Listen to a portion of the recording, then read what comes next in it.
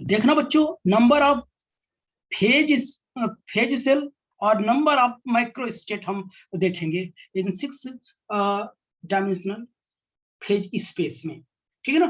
तो ये second method देखेंगे, इसे प्रीवियस लेक्चर में हम बता चुके। उस मेथड से भी कर सकते हैं, इस मेथड से भी कर सकते हैं, ओके। तो आइए देखते हैं इसमें। तो देखना, तो आपको तो पता है कि total volume of phase space कितना होता है। Total volume of phase space कितना होता है, तो इतना होता है ना। 6 बार इंटीग्रेशन कर देंगे, dx dy dz dpx dpy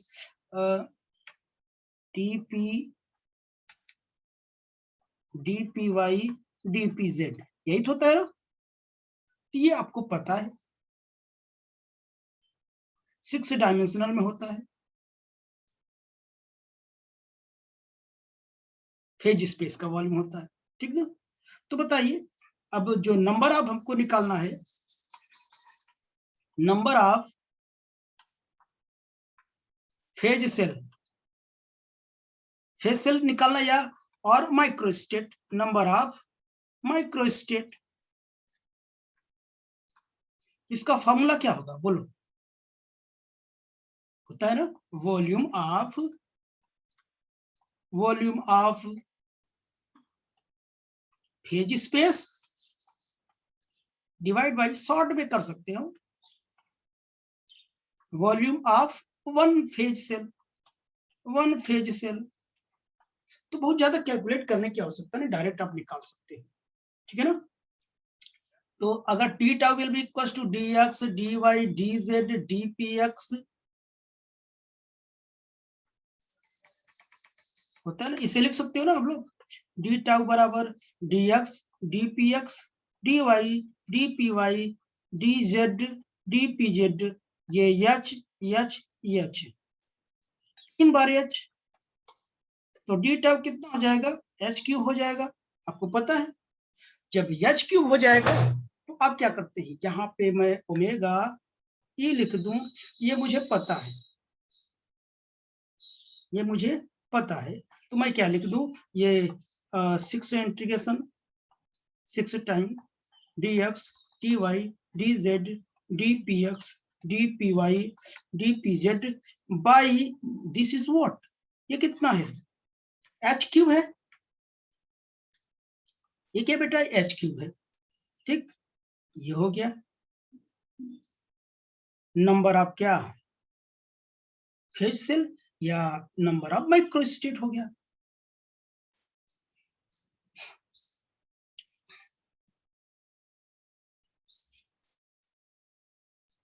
ठीक, तो अब देखना, इसी को और क्या लिख सकते हैं, 3 इंटीग्रेशन को हटा को क्या लिख सकता हूँ, वॉल्यूम लिख सकता हूँ, इसको ऐसे लिख सकता हूँ, देखो सब डायरेक्ट कर रहा हूँ, D x D Y D Z और D P x D P Y और D P Z by H Q मैंने लिख दिया। This is what, this is ये वॉल्यूम ऑफ पोजीशन स्पेस है, omega E will be equal to, इसको मैं v लिखूं, integration of D P x D P Y D P Z by कितना H cube हो जाएगा।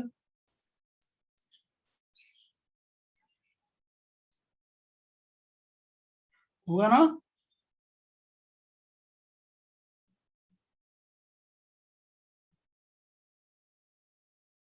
ठीक।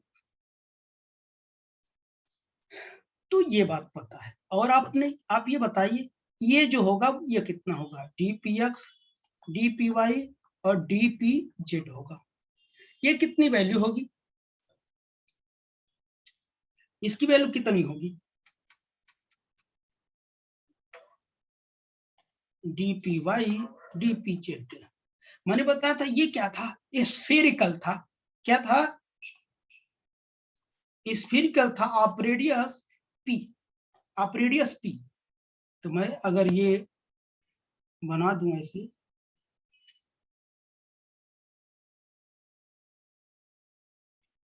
ये जो मोमेंटम स्पेस था वो कैसा था, वो स्फीरिकल है, पी रेडियस का है। कैसा बेटा, पी रेडियस का है। अगर मोमेंटम का रेंज लूं तो ये कितना होगा, डीपी होगा। तो यहां से यहां तक की पूरी जो डिस्टेंस होगी वो कितनी हो जाएगी, पी प्लस कितना होगा, डीपी होगा। ठीक, तब इसका वॉल्यूम बताएंगे आप कितना, इसका वॉल्यूम। अब इसका वॉल्यूम कितना हो जाएगा, ये वॉल्यूम ऑफ मोमेंटम स्पेस का, यहाँ लिख दो 4/3 पाई पी क्यू।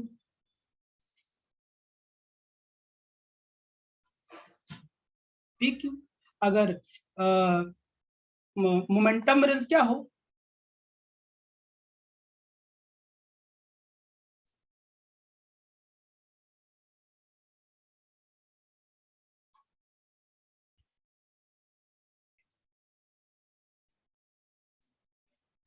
बच्चों तो देखना, तो यहां मैं लिखूंगा, अब यहां मैं ई नहीं लिखूंगा क्योंकि हम मोमेंटम के फॉर्मेट में लिख रहे हैं, तो पी लिखूंगा। एनर्जी के फॉर्मेट में बनाता तो पहले मोमेंटम के फॉर्मेट बना के हम क्या करेंगे, उसको चेंज कर लेंगे। तो ये हो गया v, इसकी वैल्यू कितनी आई बोलो, 4/3 पाई पी क्यूब। अब बाई नीचे कितना है, एच क्यूब है। एनी प्रॉब्लम किसी को, नहीं ना? तो अच्छा देखना, अगर मैं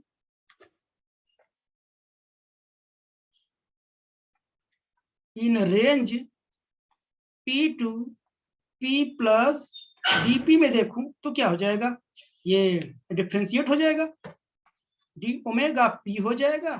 देखो 4π/3, सॉरी कितना बेटा, v है इंटू 4/3 पाई, इसका करोगे p के रिस्पेक्ट हो रहा है 3p² dp, ये 3 से 3 कट जाएगा ना।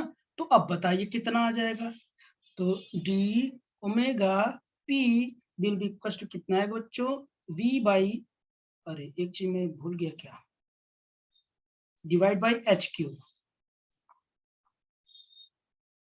तो देखना, तो v बाई कितना, H cube into 4πp² dp। ध्यान सुनना, ठीक, देख रहा मैं ये कर क्या रहा हूं, फॉर्मेट में क्या बना रहा हूं, थोड़ा स्टैंडर्ड चीज पढ़ा रहा हूं। ये मोमेंटम के टर्म में है, ये किसमें है पता है, 3D में है। अब सिमिलरली हम लिखेंगे, ठीक है ना, सिमिलरली में अब देखो d omega p will be equal to, अगर 2D में आ जाए तो वॉल्यूम की जगह क्या हो जाएगा बोलो, एरिया हो जाएगा।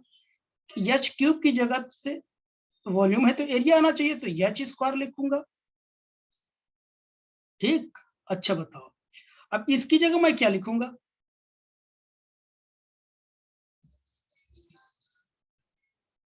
क्या होता है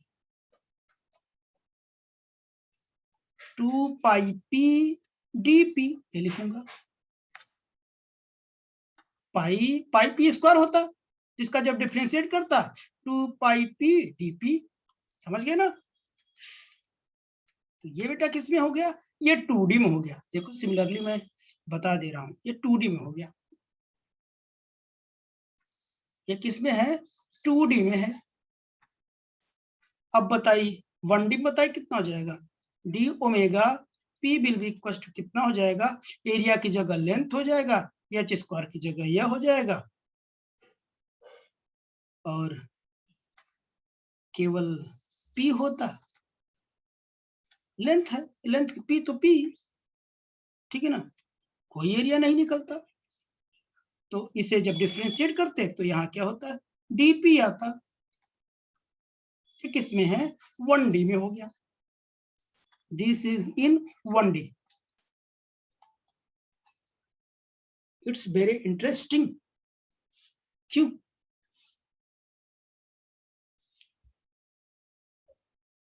ये यन स्टेट है इन मोमेंटम।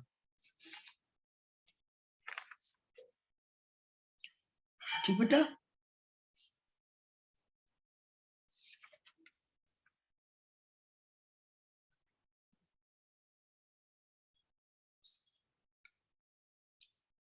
इतनी बात समझ में आई?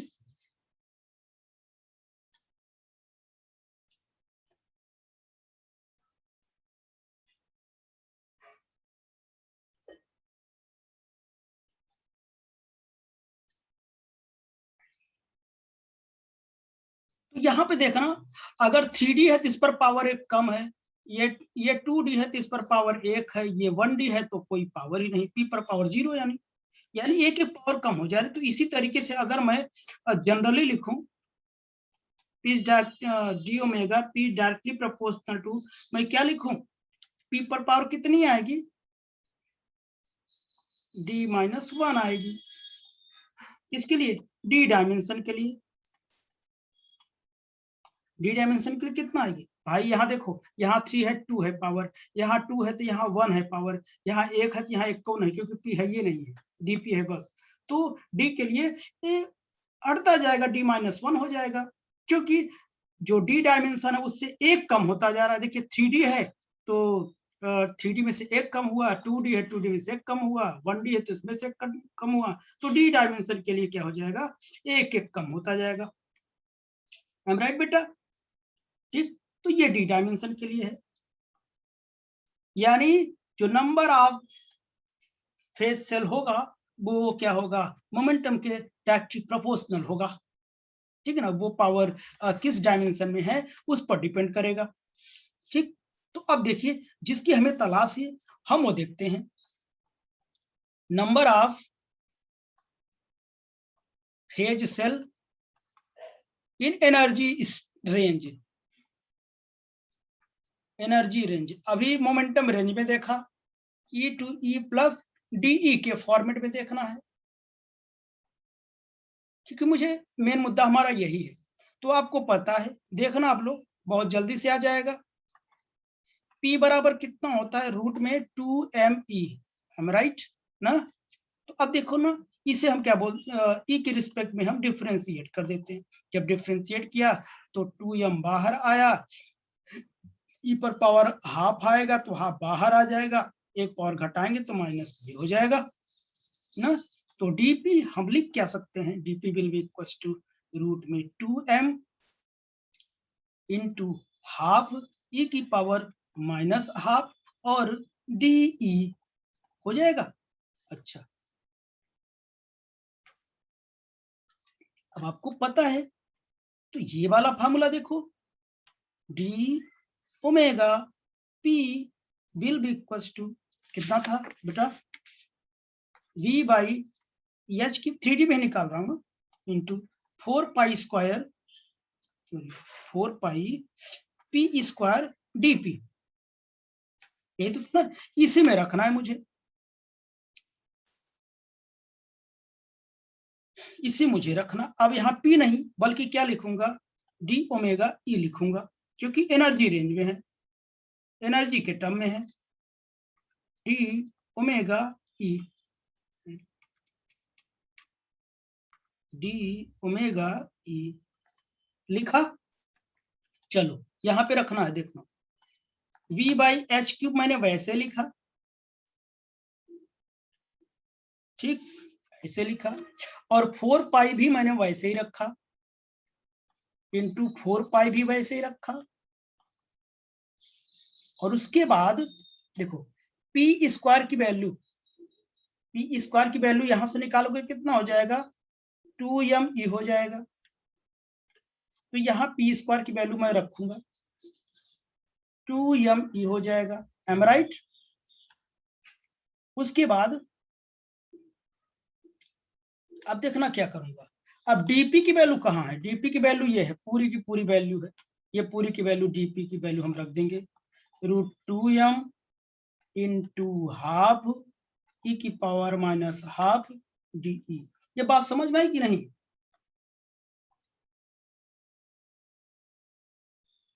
बोलो, बस मैंने कुछ नहीं किया, सारी वैल्यूज मैंने पुट किया निकाल के, बस इस वाले फार्मूले में, इस वाले फार्मूले में मैंने सारी वैल्यूज रखा।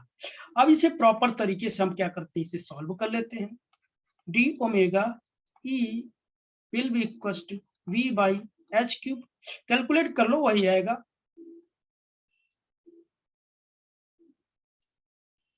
4√2 पाई m पावर 3/2 और e power half into D. इसे मैं और अच्छे से लिख देना चाहता हूं उसी फॉर्मेट में, d omega E will be equal to 4√2 pi v by H cube और m power 3/2 e power half d. आप ये चेक कर सकते हो,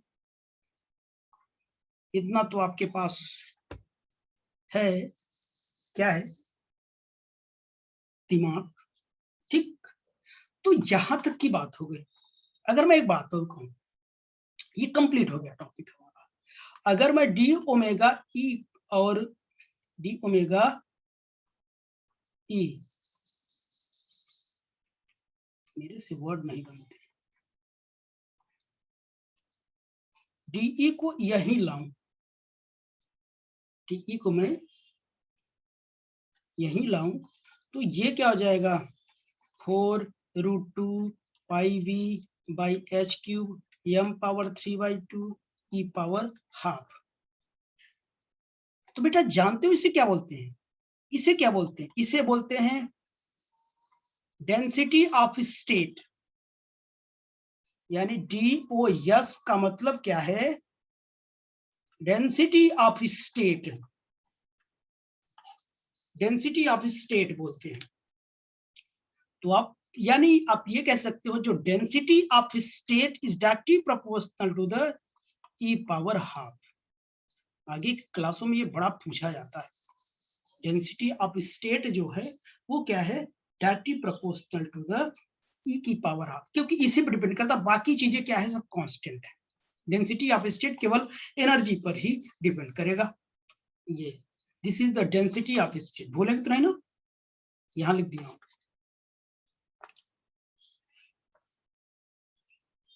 ठीक बेटा, तो इससे रिलेटेड कुछ हम क्वेश्चन कर लेंगे कल, तब उसके बाद हम क्या करेंगे, आगे की ओर चलेंगे। ओके बेटा, ठीक, तो आज के लिए बस इतना ही। ओके, बाय बेटा।